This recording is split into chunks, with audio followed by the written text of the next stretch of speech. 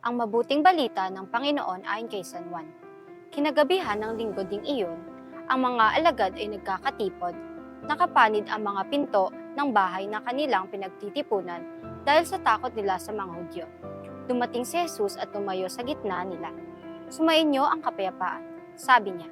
Pagkasabi nito, ipinakita niya ang kanyang mga kamay at ang kanyang tagiliran. Tuwang-tuwa ang mga alagad na makita ang Panginoon. Sinabi na naman ni Jesus, "Sumainyo ang kapayapaan.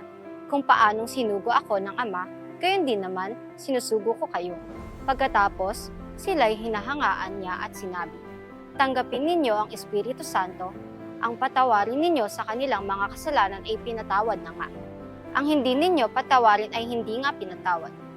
Ngunit, si Tomas na tinaguri ang kambal, isa sa 12, ay wala roon nang dumating si Jesus. Kaya't sinabi sa kanya ng ibang alagad, "Nakita namin ang Panginoon."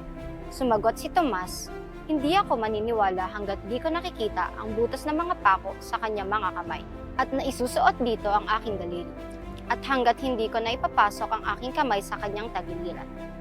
Makalipas ang 8 araw, muling nagkatipon sa loob ng bahay ang mga alagad. Kasama nila si Tomas. Nakapanid ang mga pinto, ngunit pumasok si Jesus at tumayo sa gitna nila. Sinabi niya, "Sumainyo ang kapayapaan." Saka sinabi kay Tomas, "Tignan mo ang aking mga kamay, at ilapit dito ang iyong daliri.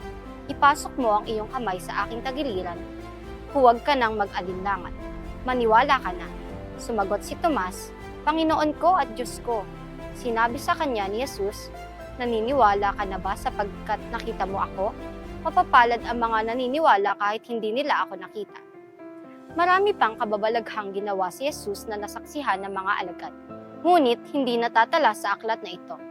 Ang mga natala rito ay sinulat upang sumampalataya kayong si Jesus ang Mesiyas, ang anak ng Diyos, at sa gayoy magkaroon kayo ng buhay sa pamamagitan niya. Ang mabuting balita ng Panginoon.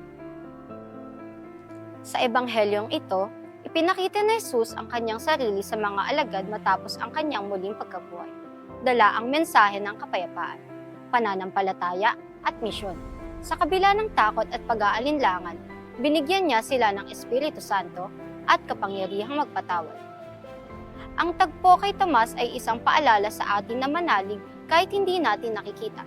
Sinabi ni Jesus, mapalad ang mga hindi nakakakita, ngunit sumasampalataya. Sa buhay, may mga pagkakataong nagdududa tayo sa plano ng Diyos. Ngunit tinatawag niya tayong magtiwala at sumampalataya ng buo. Manalangin tayo.